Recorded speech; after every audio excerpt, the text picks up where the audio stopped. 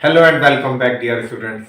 आपका एक बार फिर से स्वागत है हमारी बहुत ही फेमस और बहुत ही जरूरी 100 most important reactions of organic chemistry की सीरीज में, जहां मैंने आपकी बहुत सारी रिएक्शंस कवर करवा दी हैं। जेई का टाइम आ चुका है, बच्चों ने एक डाउट मुझसे काफ़ी ज़्यादा बार पूछा, तो मुझे लगा कि मैं आपकी हेल्प कर देता हूँ। I want to teach you extra funda for the dehydration of alcohols. तो चलिए without wasting any kind of time शुरू करते हैं हम।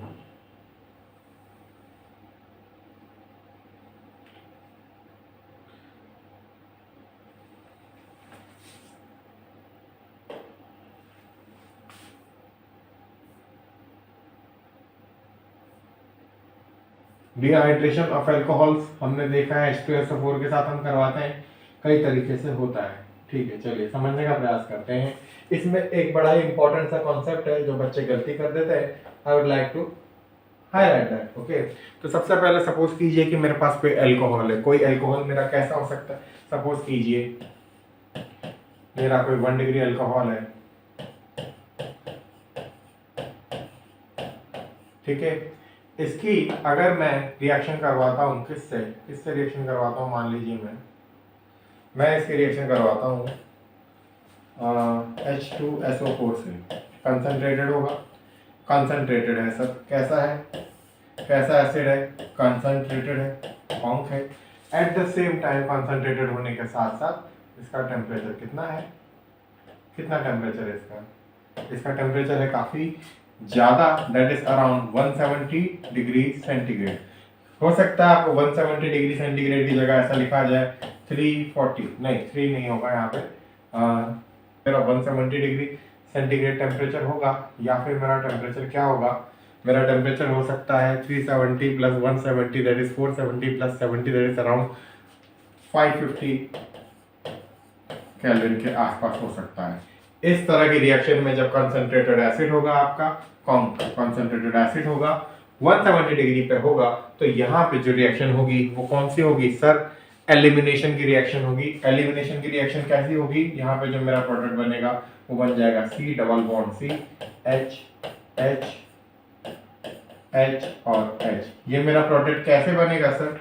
ये मेरा प्रोडक्ट बनेगा because of intramolecular reaction. Concentrated H2SO4 के साथ रिएक्शन करवा के आप सोचेंगे लिविंग ग्रुप होगा। लिविंग ग्रुप कैसे बनेगा? यहाँ पे ध्यान से देखिए, CH3 CH2OH जो है, इस O में से OH में से हमारा एक तो ये वाला पार्ट और एक ये वाला पार्ट जो है वो चला जाएगा, और ये मेरा डिहाइड्रेशन हो जाएगा। यानी एक OH चला जाएगा, एक H यहाँ से चला जाएगा, सीधा सिंपल सा यहाँ से और यहाँ से एलिमिनेशन हो जाएगा और मेरा ये प्रोडक्ट बन जाएगा। But at the same time, but ये तो मेरा point number 1। At the same time अगर मेरी यही रिएक्शन हो, कौन सी रिएक्शन हो मेरी? यही CH3 CH2 और ये OH मेरा है, इसकी अगर मैं रिएक्शन कर रहा हूँ किससे? वापस H2SO4 से। और कैसा एसिड हो? कॉन्सेंट्रेटेड एसिड हो, लेकिन टेम्परेचर को यहाँ पे मैं कम कर दूँ। 170 की जगह मैं क्या यूज करूँ? 140 degree centigrade. 140 degree centigrade use करने पे क्या होगा सर? इस तरह की कुछ रिएक्शन होगी, CH3 CH2 OH plus OH CH2 CH3, और यहाँ पे मेरा ये कंसंट्रेटेड H2SO4 की वजह में एक H2O निकल जाए और मेरा प्रोडक्ट क्या बने सर? ईथर प्रोडक्ट बने, CH3 CH2O CH2 CH3। जी सर, ये मेरा ईथर बन सकता है just only on changing the temperature. दोनों बार उन्होंने अलग अलग नीट में भी और जेई में भी इस क्वेश्चन को पूछा है कि बस ये चेक करने के लिए कि बच्चों को ये इन्फॉर्मेशन है भी कि नहीं।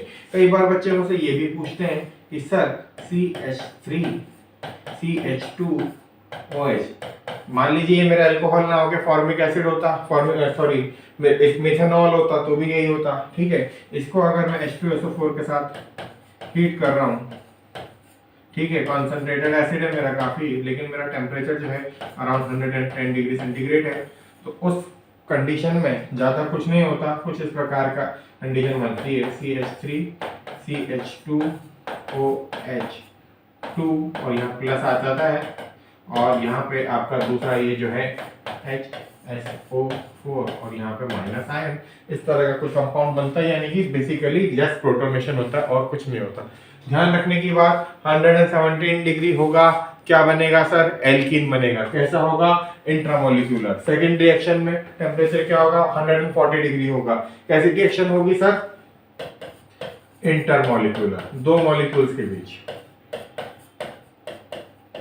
मान लीजिए कि अगर यहाँ पे एक में डी है और एक में OH है, तो यहाँ पे इन दोनों की रिएक्शन आपस में हो सकती है, बट इस केस में नहीं हो सकती। ध्यान रखिए 170 डिग्री फॉर्मेशन ऑफ एल्कीन, ठीक है, डिहाइड्रेशन। ध्यान रखिए 140 डिग्री सेंटीग्रेड क्या होगा? ईथर का फॉर्मेशन होगा। क्या है सर? ये मेरा ईथर। और अगर टेम्परेचर और कम हो जाए अराउंड 110 डिग्री तो क्या होगा? कुछ नहीं होगा, जस्ट सिर्फ प्रोटोनेशन होगा। तो ये था मेरा एक्स्ट्रा फंडा which is I believe is very important for your examination. ठीक है, so all the best for your examination. अगर आपको ये वीडियो अच्छा लगा हो तो आप इस वीडियो को सब्सक्राइब कर सकते हैं, हमारे चैनल को सब्सक्राइब कर सकते हैं, इसे अपने फ्रेंड्स को भी बता सकते हैं और अपनी प्रिपरेशन में इसे यूज भी कर सकते हैं। So I am Shivam Mittal, I am faculty from Kota Rajasthan और आप देख रहे हैं हमारा YouTube channel Bits Prep. Thank you so much and all the best.